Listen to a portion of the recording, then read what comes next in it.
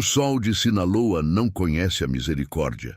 Em Guamutilito, a poeira fina e avermelhada parece entranhar-se não apenas nos poros da pele cansada, mas na própria essência de quem tenta sobreviver àquela terra esquecida por Deus. Foi nesse cenário de horizontes áridos e promessas vazias que Amado Carrillo Fuentes despertou para uma realidade de privações profundas. Ele não era apenas mais um jovem camponês silencioso. Era um observador atento, cujos olhos negros e profundos frequentemente se desviavam do solo seco e rachado para o azul infinito que se estendia majestosamente acima das plantações. Enquanto outros viam apenas o vazio no céu, Amado via uma rota de fuga. Ele cresceu, testemunhando o esforço exaustivo de sua mãe e a luta diária de seus irmãos contra a pobreza que parecia uma sentença de morte lenta. No âmago do seu ser, uma promessa solene foi selada. A linhagem dos Fuentes não seria definida pela miséria, mas pelo domínio absoluto sobre o destino e o desejo ardente de prover segurança para os seus. A ponte para esse novo mundo manifestou-se na figura imponente de seu tio, Ernesto Fonseca Carrillo, o lendário e temido Dom Neto. Para o jovem Amado, o tio representava a única força capaz de dobrar a vontade do destino e abrir as portas da riqueza. O rito de passagem para o submundo foi desprovido de qualquer glória ou romantismo barato. Foi um batismo de sangue, suor e sombras. Amado não foi acolhido como um herdeiro privilegiado, mas sim testado como um operário descartável na engrenagem criminosa. Ele começou carregando fardos pesados sob o sol escaldante, vigiando trilhas clandestinas durante noites geladas e aprendendo o valor absoluto e mortal do silêncio.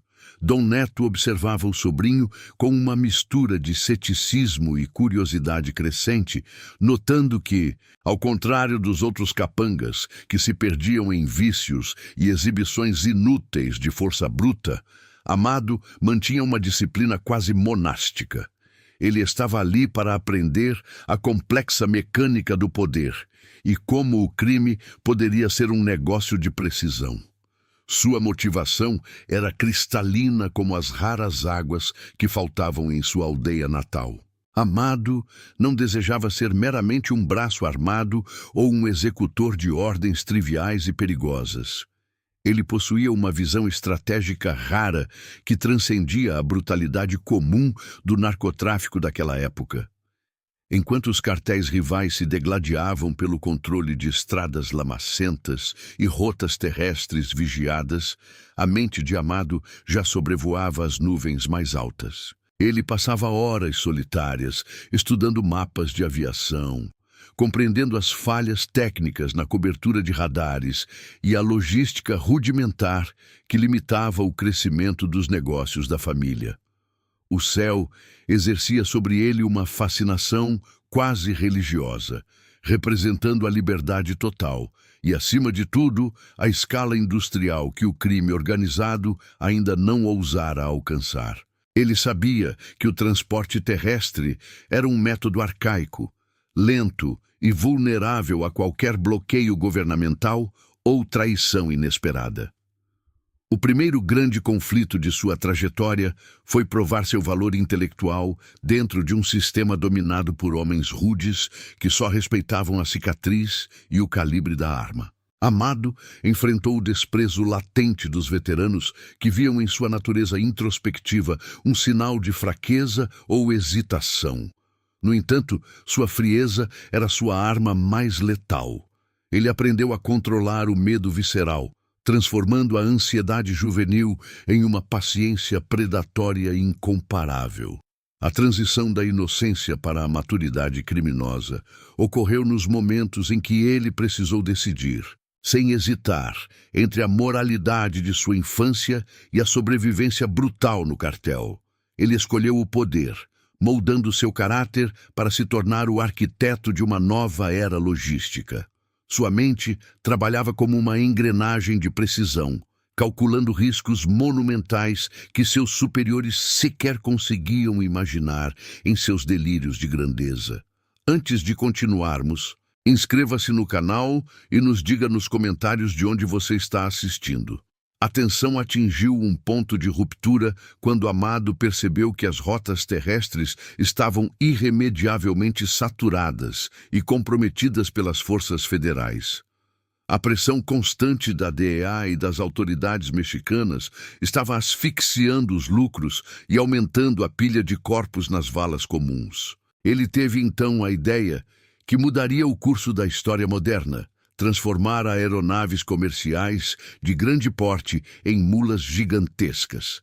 Era uma proposta audaciosa, que beirava a insanidade para os padrões da época. Propor isso aos chefões do tráfico era colocar a própria cabeça em uma bandeja de prata. Esses homens odiavam inovações tecnológicas que não compreendiam plenamente.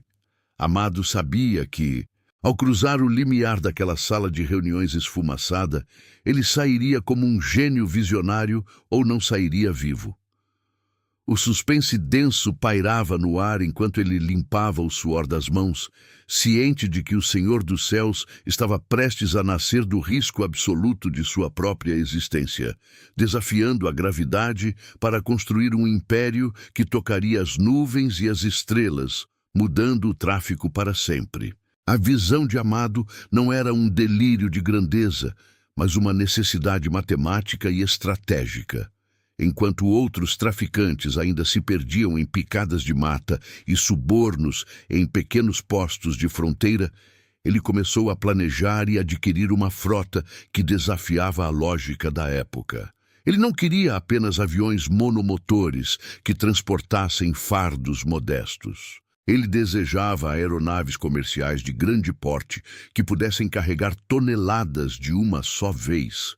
Com a precisão de um executivo de logística internacional, Amado passou a comprar Boeing 727 e Caravelles através de empresas de fachada, despojando-os de seus assentos e acabamentos internos para criar imensas cavernas voadoras destinadas ao pó branco. Esse domínio absoluto e inovador do espaço aéreo, onde ele coordenava dezenas de voos simultâneos que passavam despercebidos pelos radares obsoletos ou corrompidos, rendeu-lhe o apelido que ecoaria como um trovão pelos corredores do poder e do medo: El Señor de los Cielos. O céu, que antes representava um limite intransponível para o crime organizado, tornou-se sua rodovia particular, uma via expressa de riqueza inimaginável que ligava diretamente as selvas colombianas ao apetite insaciável do mercado norte-americano. O ponto de mutação real dessa trajetória ocorreu em um encontro tenso, envolto em fumaça de charuto e cercado por homens fortemente armados nas profundezas da Colômbia. Amado Carrillo Fuentes sentou-se à mesa com o temido Pablo Escobar, não como um simples intermediário ou um subordinado subserviente, mas como o arquiteto de uma nova era. Ele compreendia perfeitamente que o cartel de Medellín estava sob fogo cruzado e que a logística de transporte era o seu maior calcanhar de Aquiles. Com uma frieza que impressionou até o próprio patrão, Amado propôs uma mudança radical e permanente no equilíbrio de poder. O México não seria mais apenas um corredor de passagem geográfico, mas o centro nervoso e operacional da distribuição global. Ele exigiu metade do lucro de cada carregamento e o controle total das rotas aéreas, algo que nenhum outro parceiro jamais ousara pedir. Escobar, pressionado pela caçada implacável da DEA e pela guerra interna que consumia suas energias, foi forçado a aceitar as condições. Naquele momento histórico, o eixo do narcotráfico global inclinou-se definitivamente. O poder real e a autonomia financeira saíram de Medellín e Cali para se instalarem com força total em Ciudad Juárez, sob o comando silencioso e calculista de Amado. Com o enfraquecimento e a subsequente queda de seus antecessores, Amado consolidou o cartel de Juárez como uma entidade sem precedentes. Ele transformou a organização em uma máquina empresarial implacável, operando com uma estrutura que imitava as maiores corporações do mundo. Diferente dos chefões tradicionais que ostentavam ouro excessivo e usavam a violência de forma gratuita e barulhenta, Amado preferia o corte impecável dos ternos italianos e o silêncio protetor das sombras. No entanto, essa transição para um modelo puramente empresarial exigiu uma limpeza de sangue metódica. Aqueles aliados de longa data que não conseguiam compartilhar de sua visão técnica ou que ainda insistiam em operar sob os códigos arcaicos da brutalidade impulsiva foram sistematicamente eliminados. Amado não tinha paciência para a lealdade baseada apenas no medo primitivo. Ele buscava a eficiência logística absoluta. Sob seu comando, o cartel de Juárez tornou-se um Estado dentro do Estado, uma corporação invisível que movimentava bilhões de dólares todos os meses, enquanto seu líder observava tudo de cima, literal e figurativamente, a bordo de suas fortalezas aladas. A escala dessa operação tornou-se tão colossal que foi impossível permanecer invisível para o mundo por muito tempo. A DEA começou a notar um fenômeno perturbador nos monitores de vigilância. Assinaturas de radar de grandes jatos comerciais que desapareciam subitamente sobre o vasto deserto mexicano, apenas para reaparecerem minutos depois, vazios e sem identificação clara. A inteligência norte-americana percebeu, com um misto de pavor e admiração técnica, que não estava lidando com bandidos comuns, mas com um gênio da logística aérea. A caçada internacional intensificou-se drasticamente, transformando o nome de Amado Carrillo Fuentes em uma prioridade absoluta nos relatórios de inteligência em Washington. O cerco começava a se fechar em torno dele, mas Amado parecia estar sempre 2 passos à frente, corrompendo radares inteiros, aeroportos e generais de alto escalão com uma facilidade financeira assustadora. No entanto, o perigo mais letal não viria dos satélites estrangeiros, mas sim das entranhas de seu próprio território, onde a traição era a única moeda que nunca perdia o valor. O preço dessa ascensão meteórica foi a criação de uma legião de inimigos que se escondiam nas sombras do governo e de cartéis rivais consumidos pela inveja. Em uma tarde que parecia comum, o destino decidiu cobrar sua primeira fatia de sangue. Enquanto Amado jantava tranquilamente em um restaurante de luxo na cidade do México, o ambiente sofisticado e silencioso foi estilhaçado pelo som ensurdecedor de fuzis automáticos. Pratos de porcelana fina voaram pelos ares e o pânico absoluto tomou conta dos clientes aristocráticos, enquanto um esquadrão de extermínio tentava apagar a luz do Senhor dos Céus em plena luz do dia. O cheiro de pólvora e ozônio misturou-se rapidamente ao aroma da comida cara, e os gritos de agonia ecoaram pelo salão agora transformado em zona de guerra. Amado sobreviveu por um milagre tático e pela rapidez feroz de sua escolta pessoal, mas a mensagem foi entregue com uma clareza brutal e sangrenta. O inimigo não estava apenas no horizonte distante ou nos monitores de radar da DEA. Ele estava sentado à mesa ao lado, observando cada respiração sua. A traição agora tinha um rosto familiar. E Amado percebeu que no topo do mundo o ar é fatalmente rarefeito e a queda é sempre absoluta. Amado Carrillo Fuentes não era mais apenas um nome sussurrado nos becos empoeirados de Ciudad Juárez. Ele havia se transformado na personificação de uma ordem paralela que movia com mão de ferro as engrenagens mais profundas do México. No ápice de seu império, sua fortuna pessoal era um abismo de riqueza que rivalizava com o produto interno bruto de pequenas nações, permitindo-lhe habitar uma esfera de opulência quase mítica. Ele elevou a corrupção a um patamar de ciência exata, onde cada peça do governo, desde os patrulheiros de estrada até as mais altas esferas do legislativo, Tinha seu preço devidamente tabelado e quitado com a precisão cirúrgica de uma folha de pagamento multinacional. O Senhor dos Céus já não precisava se esconder em esconderijos improvisados. Ele vivia em verdadeiros palácios urbanos, fortificações de mármore e vidro protegidas por uma teia de burocracia e influência política que o tornava um fantasma onipresente e, ao mesmo tempo, virtualmente intocável. Suas frotas de Boeing 727 não eram mais apenas veículos de transporte, eram embaixadas voadoras que desafiavam a soberania das fronteiras, operando com uma pontualidade e escala que humilhavam as companhias aéreas comerciais legítimas. O ápice dessa dominação absoluta manifestou-se na figura do general Jesus Gutiérrez Rebolo. A cooptação do czar antidrogas do México foi o golpe de mestre definitivo de Amado, uma manobra audaciosa que colocou o próprio exército a serviço do cartel. Rebolo, um militar de carreira condecorado e respeitado internacionalmente por sua suposta integridade, tornou-se na realidade o mais valioso ativo de Amado. Ver o homem encarregado de erradicar o narcotráfico transformado em um informante de luxo era a prova de que Amado não estava apenas acima da lei, ele era a lei. O general fornecia inteligência tática, protegia corredores de voo e utilizava os recursos do Estado para esmagar os rivais de Amado, apresentando essas eliminações como vitórias heróicas para a imprensa. Era uma simbiose sombria, onde o braço armado da nação servia como a guarda pretoriana de um criminoso visionário, garantindo que o fluxo de cocaína nunca cessasse, enquanto a nação mergulhava em um sono anestesiado pelo medo e pela cumplicidade.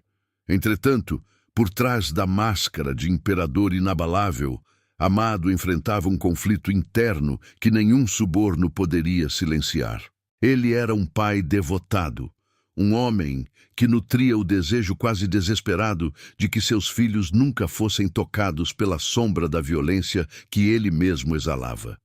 Ele os cercava com o que havia de mais sofisticado no mundo: educação europeia, segurança impenetrável e uma vida de pureza artificial, tentando criar um paraíso isolado onde o cheiro acre da pólvora e o peso do dinheiro manchado de sangue jamais pudessem penetrar. Havia uma melancolia profunda em sua rotina. As mesmas mãos que assinavam ordens de execução e coordenavam o transporte de toneladas de veneno eram as mãos que, ao final do dia, buscavam o afeto inocente de seus herdeiros. Essa dualidade começou a cobrar um tributo devastador em sua psique. O sono tornou-se uma lembrança distante, substituído por uma vigília constante alimentada por doses massivas de paranoia. Cada ruído nas sombras de suas mansões, cada olhar ligeiramente mais longo de um subordinado, transformava-se em uma ameaça potencial de traição. O peso da coroa era sufocante. Amado percebia que sua rede de aviões, embora lhe desse o controle dos céus, também o mantinha preso a uma altitude onde o ar era cada vez mais rarefeito. O isolamento emocional tornou-se sua cela de luxo. A queda dramática e sangrenta de Pablo Escobar em Medellín funcionou como um despertador fúnebre para o Senhor dos Céus. Sem o colombiano para atrair os holofotes e a fúria da comunidade internacional, Amado viu-se subitamente na posição de alvo primário. Ele não era mais o arquiteto silencioso trabalhando nos bastidores. Ele era agora a face visível do mal absoluto para Washington. A DEA, humilhada pela audácia de suas pontes aéreas, redirecionou todos os seus satélites, informantes e recursos para um único objetivo: a aniquilação total de Carrillo Fuentes. A tensão atingiu o ponto de ruptura quando o governo americano emitiu um ultimato velado, porém letal, às autoridades mexicanas. A exigência era clara. A cabeça de Amado era o preço para a manutenção das relações diplomáticas e comerciais. O cerco estava se fechando de uma forma que nenhum Boeing poderia escapar. Amado sentia o hálito quente de seus perseguidores em seu pescoço, percebendo que as paredes de seu império estavam começando a rachar sob o peso da pressão internacional. O homem que controlava os céus viu-se pela primeira vez sem um lugar para pousar com segurança. Foi nesse momento de angústia máxima, cercado por generais que já começavam a hesitar e por uma família que ele não podia mais proteger, que Amado recebeu o aviso final. Sua morte era a única moeda de troca que restava. Para sobreviver, ele teria que realizar sua manobra mais arriscada, o desaparecimento completo de sua própria identidade. O escândalo do general Jesus Gutierrez Rebolo explodiu como uma granada no coração da estrutura de poder mexicana, e os estilhaços atingiram Amado Carrillo Fuentes com uma força devastadora. O homem que antes operava nas sombras com a cumplicidade silenciosa e lucrativa do Estado, viu-se subitamente desnudado diante do escrutínio internacional mais feroz. O czar antidrogas, seu aliado mais valioso e a garantia definitiva de sua impunidade, fora algemado e exposto como um traidor, e Amado compreendeu, com a clareza gélida dos condenados, que a proteção que o dinheiro comprava tinha um prazo de validade que acabara de expirar de forma irremediável. A pressão vinda de Washington tornou-se um vendaval insustentável sobre o governo mexicano. A administração nacional, acuada e humilhada, não tinha outra escolha senão entregar a cabeça do Senhor dos Céus em uma bandeja de prata para tentar salvar a própria reputação diplomática e comercial. Nesse cenário de cerco iminente e asfixiante, Amado retirou-se para a solidão claustrofóbica de suas mansões fortificadas.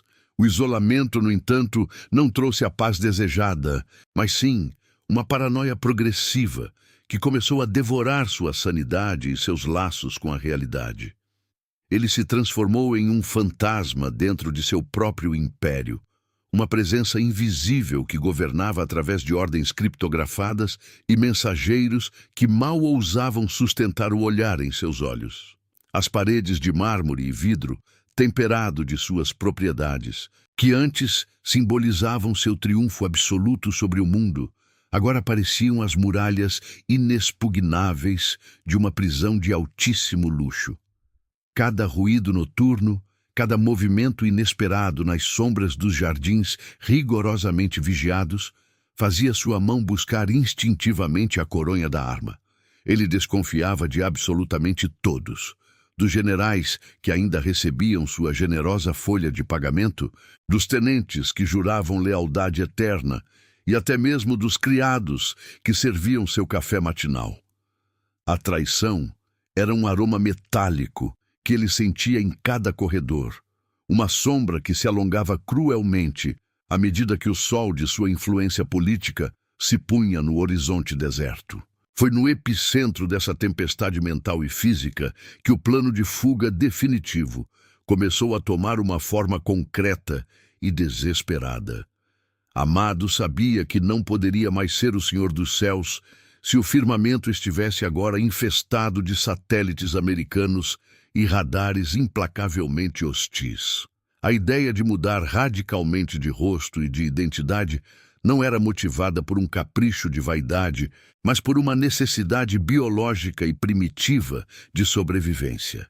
Ele visualizava, em seus raros momentos de sono inquieto, uma vida de anonimato absoluto nas planícies do Chile ou nas montanhas da Argentina, onde o nome Carrillo Fuentes não passaria de uma lenda urbana, distante e sangrenta.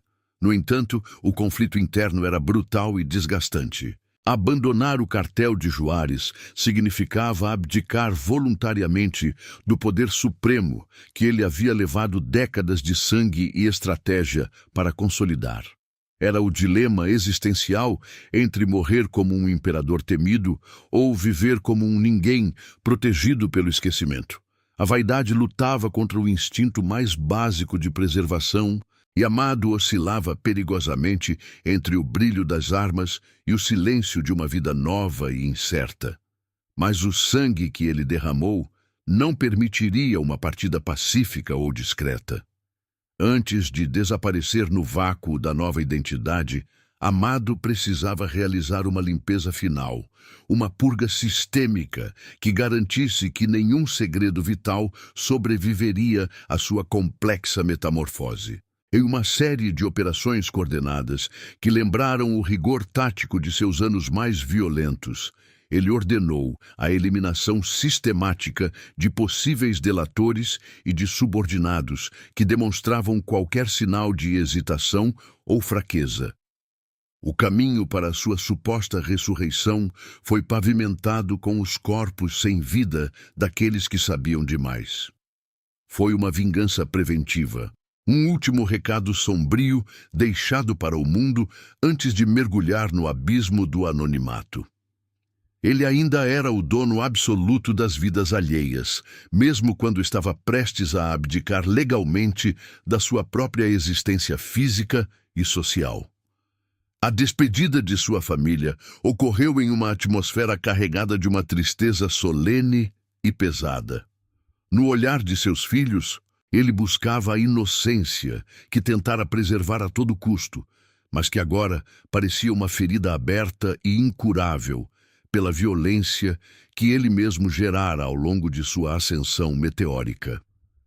Amado os abraçou com uma ternura desesperada, ciente de que, se o plano cirúrgico funcionasse, o homem que eles conheciam e amavam deixaria de existir para dar lugar a um estranho de traços genéricos e olhar vazio. O Senhor dos Céus vai desaparecer para sempre, prometeu ele em um sussurro rouco, com uma voz que misturava a frieza de um carrasco e a angústia de um homem caçado. Era o adeus final ao seu legado e à sua própria história. Sob a proteção de uma noite sem lua, Amado Carrillo Fuentes cruzou o limiar da clandestinidade absoluta em direção à cidade do México, entrando na Clínica Santa Mônica sob o pseudônimo de Antônio Flores Montes. Enquanto as portas de aço da clínica se fechavam com um som definitivo e o cheiro de antisséptico substituía o odor acre da pólvora, ele sentiu que estava entrando em seu próprio mausoléu para, quem sabe, nascer de novo sob uma nova pele, longe dos fantasmas do passado. A Clínica Santa Mônica, no coração pulsante da cidade do México, no coração do país, não parecia o cenário de um funeral, mas era exatamente isso que o silêncio estéril sugeria naquela noite. Amado Carrillo Fuentes, agora sob a identidade de Antônio Flores Montes, caminhava com passos pesados para a sala cirúrgica. O odor de álcool era um contraste brutal com o aroma de pólvora e couro que o acompanhara por décadas. Ele sabia que aquela mesa era a sua última e definitiva pista de decolagem. Se o plano funcionasse, aterrissaria em uma vida de paz, com um rosto que ninguém seria capaz de identificar. Se falhasse, o céu que tanto dominara desabaria sobre sua cabeça. Dentro do centro cirúrgico, a atmosfera era claustrofóbica e carregada de eletricidade. Os cirurgiões tremiam sob o peso do fardo. Eles não estavam apenas realizando uma reconstrução facial e uma lipoaspiração. Estavam esculpindo o destino do homem mais procurado do planeta. Cada olhar trocado carregava uma sentença de morte implícita. Se o Senhor dos Céus não acordasse com o novo rosto prometido, nenhum deles sairia vivo daquele hospital. Amado deitou-se na mesa fria, sentindo o metal contra a pele, enquanto a máscara de anestesia era posicionada. À medida que o gás invadia seus pulmões, o mundo real começou a se dissolver em um caleidoscópio de memórias febris. Sob o efeito profundo dos sedativos, a mente de Amado retrocedeu aos seus dias de glória. Ele se viu novamente em Guamuchilito, sentindo a poeira de Sinaloa, enquanto ouvia os conselhos de seu tio Dom Neto sobre lealdade e traição. O cenário mudava para a selva colombiana. onde apertava a mão de Pablo Escobar em um pacto que inundaria os Estados Unidos com toneladas de cocaína pela imensidão dos céus em seus Boeing 727. Sentia a vibração dos motores em seu peito, um poder que o elevava. Viu o general Rebolo aceitando envelopes de dinheiro, garantindo que o Estado fosse apenas mais um de seus súditos. Eram visões de uma vida no limite. O triunfo tinha um sabor amargo de isolamento e paranoia que nem mesmo a anestesia conseguia apagar. A cirurgia, planejada para ser suave, transformou-se em uma maratona de horror médico, um evento misterioso e letal que durou mais de 8 horas. No brilho das lâmpadas, os médicos lutavam contra a fragilidade do corpo que o poder não podia proteger. O coração de Amado, desgastado por anos de estresse, começou a falhar sob a pressão da intervenção. O erro fatal não veio de uma bala, mas de uma mistura letal de medicamentos, incluindo sedativos, que reagiu de forma catastrófica em seu sistema. Os monitores cardíacos dispararam alarmes que ecoavam pelas paredes brancas como um grito de agonia. O pânico tomou conta da sala. Os médicos tentaram manobras de ressuscitação, mas o Senhor dos Céus estava escorregando por entre seus dedos, perdendo-se em um abismo onde nenhum avião poderia alcançá-lo. Nas primeiras horas da manhã, o veredito final e irremediável foi dado. Amado Carrillo Fuentes estava morto. O Império perdera seu arquiteto na mesa de uma clínica de luxo. A notícia abalou o narcotráfico global. O homem que desafiara as leis da gravidade fora derrubado pelo destino implacável, por sua própria vaidade e pelo desejo desesperado de fuga. No entanto, quando o corpo foi finalmente apresentado à imprensa e às autoridades mexicanas e americanas, o horror deu lugar à dúvida. O rosto de Amado era uma massa disforme de tecidos e cicatrizes que tornavam impossível uma identificação visual clara. Ele era uma sombra do homem que fora o criminoso mais rico do México. A suspeita começou a se espalhar como um vírus pelas ruas e corredores do poder. Seria aquele cadáver realmente Amado Carrillo Fuentes? Ou o Senhor dos Céus havia executado seu truque final, forjando a própria morte para viver como um fantasma nas sombras? O mistério pairava sobre o corpo frio, deixando uma pergunta que ecoaria por décadas. Amado havia caído ou simplesmente aprendido a voar para onde ninguém poderia jamais segui-lo? A morte de Amado Carrillo Fuentes não trouxe a paz esperada pelas autoridades. Em vez disso, desencadeou uma onda de violência que serviu como o último testamento sombrio do seu reinado. Meses após o incidente fatídico na Clínica Santa Mônica, o mundo testemunhou o destino cruel reservado aos arquitetos da sua nova face. Os corpos dos 3 cirurgiões responsáveis pela operação, Jaime Godoy Singh, Ricardo Reis Rincon e Carlos Ávila, foram encontrados ao longo de uma rodovia isolada, selados dentro de tambores de metal cheios de cimento. Os sinais de tortura eram indescritíveis, uma assinatura de crueldade que gritava o nome do cartel de Juárez. Eles haviam falhado com o Senhor dos Céus, ou talvez soubessem demais sobre a verdade por trás daquele rosto desfigurado. A mensagem era clara. Ninguém sobrevive à queda de um titã sem pagar um preço em sangue e silêncio. Com a confirmação oficial da morte, o império que Amado construiu com precisão começou a se fragmentar sob o peso de sua própria magnitude.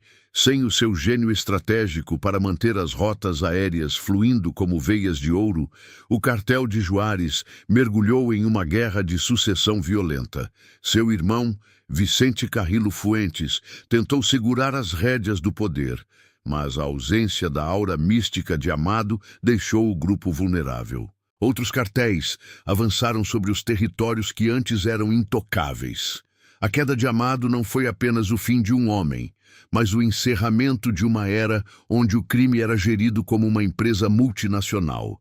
dando lugar a uma fragmentação caótica que definiria o narcotráfico mexicano por décadas.